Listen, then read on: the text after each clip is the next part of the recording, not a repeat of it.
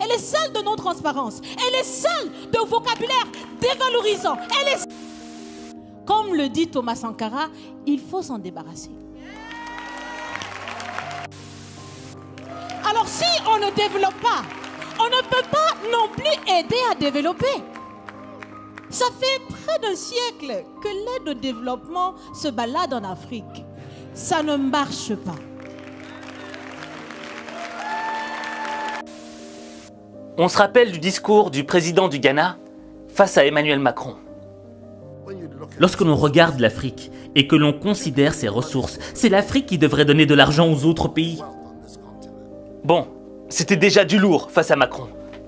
Mais là, tu vas découvrir le discours d'une Africaine qui a laissé Macron sans voix et qui met juste une grosse claque. J'ai des choses à dire, mais il faudrait bien que vous me permettiez de respecter les salutations d'usage. Monsieur le Président, chers invités, chers Français, chers Africains, chers amis, Mesdames, Messieurs, et à tous ceux qui sont là aujourd'hui et qui nous suivent à travers les médias pour participer à cette conversation directe et surtout sans filtre. Bonjour. Bonjour. Je suis Raïmwende Elda Kwama. Je suis africaine, je suis burkinabé, je suis intègre. Merci. Nul besoin donc de vous préciser que mon interpellation sera celle de la vérité, de la sincérité et de la franchise. Sans filtre, Monsieur le Président. Mon point va s'articuler autour de tous ces imaginaires-là. Et s'il s'agit de parler des imaginaires et de ces concepts faux, incompatibles à la réalité de nos peuples, il faudra surtout parler du vocabulaire dépassé, inadapté, dévalorisant, qui réside encore dans vos discours et dans celui de vos institutions lorsque vous vous adressez à l'Afrique ou lorsque vous levez des fonds pour aider l'Afrique. Parmi ces expressions, il y en a une qui retient mon attention tout le temps et qui par fini me dérange. L'aide au développement. Monsieur le Président, l'aide, tant qu'elle n'aide pas, tant qu'elle n'amène pas à se départir de l'aide, comme le dit Thomas Sankara, il faut s'en débarrasser. Car l'aide, ce type d'aide-là rend esclave. Ce type d'aide-là empêche les peuples, les populations de s'en sortir par elles-mêmes, par leur propre capacité, parce qu'elles peuvent le faire, Monsieur le Président, et vous devrez le savoir, le meilleur est en chacun d'entre nous, quelle que soit notre origine. Je continue donc pour vous citer ici Feu Joseph Kizerbo, un intellectuel africain, certainement que vous le connaissez, vous lisez beaucoup, n'est-ce pas, Monsieur le Président? Il a dit, et je cite, « On ne développe pas, on se développe. » Fin de citation. Alors si on ne développe pas, on ne peut pas non plus aider à développer. Ça fait près d'un siècle que l'aide au développement se balade en Afrique. Ça ne marche pas.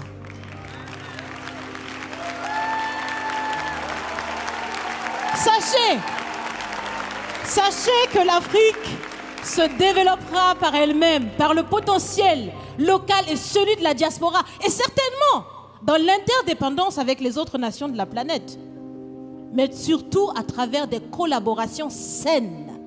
Je répète, saines, transparentes, constructives. Il y a des têtes bien faites, il y a des investisseurs aussi en Afrique. Nous innovons déjà en Afrique. Et si ce n'est pas co-constructif, dans cette relation qu'on imagine, on n'en veut pas. C'est donc fini. C'est donc fini les expressions « Sauvons l'Afrique ».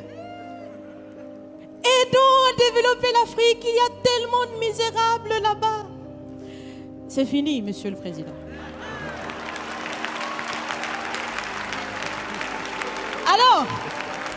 Alors, si on doit vivre ensemble, parce qu'il le faut à tout prix.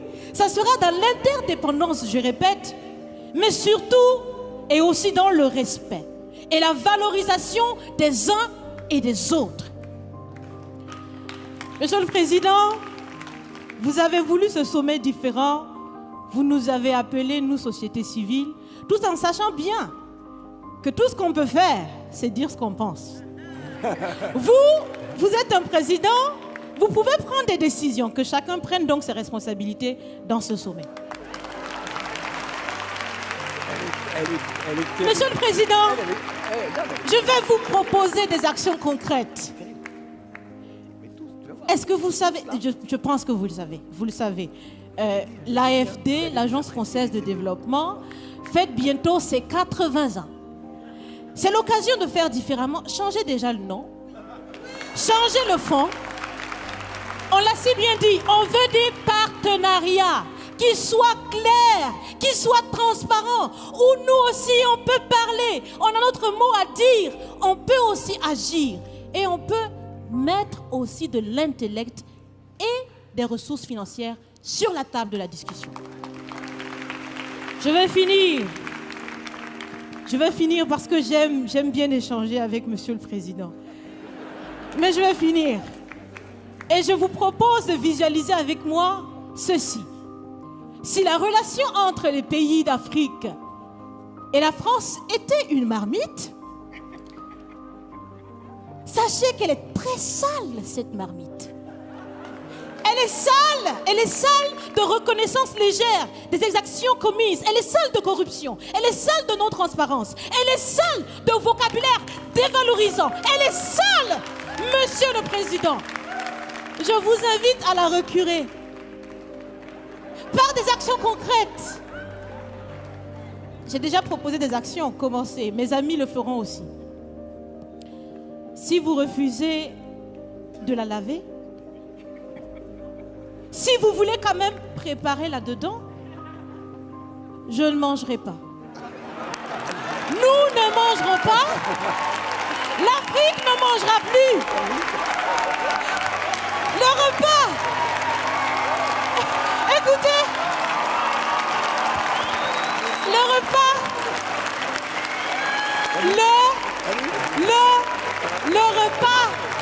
Le repas sera prêt. Vous serez le seul à table avec un appétit difficile. À bon entendeur, salut.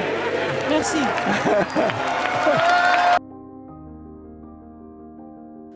Pouah. Mais quel discours. Franchement, faut en avoir du courage pour oser parler comme ça à un chef d'État, direct, droit dans les yeux. Et ce que je voudrais mettre en évidence dans ce discours, le premier élément qui me semble le plus important, c'est quand cette jeune femme a mis en évidence le fait que on ne développe pas, mais on se développe.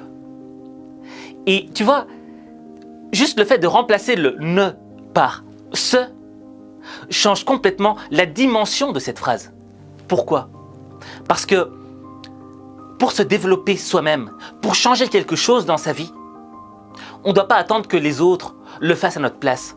On ne doit pas être dans la position du spectateur, de celui qui tend la main pour qu'on nous donne quelque chose et qu'on puisse enfin développer les choses. Dans le fond, qu'on puisse changer les choses. Et ça, c'est une notion qui est hyper importante pour moi. Parce que trop souvent, certaines personnes sont dans l'attente des autres. Ils attendent que les autres fassent à leur place. Mais le jour où les autres ne sont plus là, ils sont perdus. Parce qu'ils ont décidé de confier leur vie entre les mains d'autres personnes. Et quand tu fais ça, tu deviens dépendant de quelqu'un d'autre. Tu deviens dépendant d'un autre être humain. Or, pour pleinement s'accomplir, pour vraiment vivre sa vie, l'essentiel, c'est quoi? C'est d'être indépendant des hommes et dépendant de soi. Le deuxième élément que je souhaiterais mettre en évidence dans le discours absolument magistral de cette jeune fille, c'est que, je ne sais pas si tu te souviens, mais il y a quelques temps de cela, Emmanuel Macron s'était ramassé une gifle en pleine rue par un individu. Macron s'avance décontracté vers une foule qui l'attend derrière des grilles. Il se dirige droit vers un homme en t-shirt kaki qui immédiatement lui assène une gifle.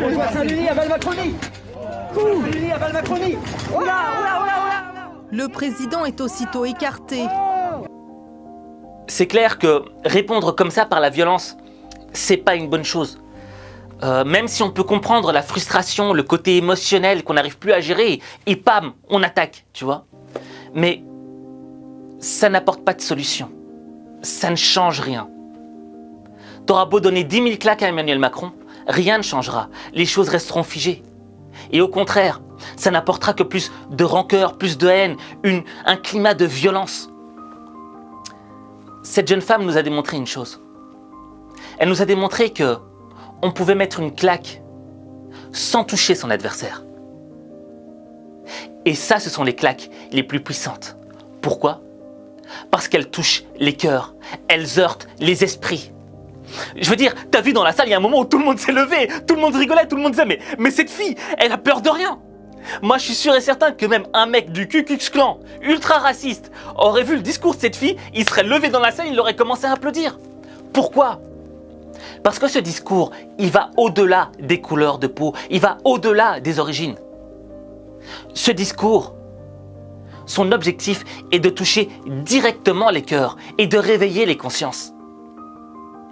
Et quand tu es capable de mettre des claques intellectuelles aux gens, c'est là que les gens se lèvent et qu'ils prennent conscience et qu'ils se disent « Mais putain, en fait, ouais, il y a moyen de changer les choses. Mais il faut relever ses manches. » Et ça, c'est les meilleures claques que tu peux donner aux gens. Parce que, bon, je suis pas dans une relation conflictuelle avec Emmanuel Macron, tu vois ce que je veux dire.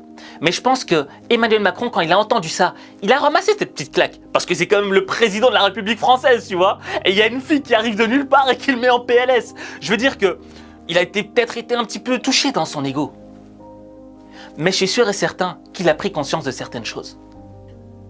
Et que ce discours, même si parfois dans la forme, il pouvait paraître agressif, je suis sûr et certain qu'il va déboucher sur des choses positives. Tu vois ? Et que si Emmanuel Macron l'a mal pris au début, par après, je pense c'est un homme intelligent. Il n'y a rien à dire.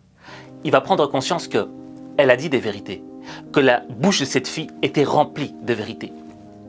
Et je pense qu'on doit tous prendre exemple sur cette jeune femme. C'est-à-dire que, tu vois, parfois il nous est difficile de dire des vérités. Parfois on a peur de heurter les gens. Et parfois, quand on dit des vérités, on les sort d'une manière assez brutale et agressive. Parce qu'on est rempli d'émotions. Parce qu'on a envie juste de remettre les choses en place, quoi. Je perds mes mots, tu vois. C'est l'émotion qui monte, c'est l'émotion. Mais cette jeune femme, elle nous a démontré que il n'y a rien de mieux que de dire la vérité. Parce que c'est la vérité qui change les choses. C'est la vérité qui améliore les choses. Alors certes, parfois, il y a des vérités qui font mal à entendre. Mais sans vérité, il est impossible de changer ta vie. Parce que ta vie, il n'y a que toi qui peux la changer. Il n'y a que toi.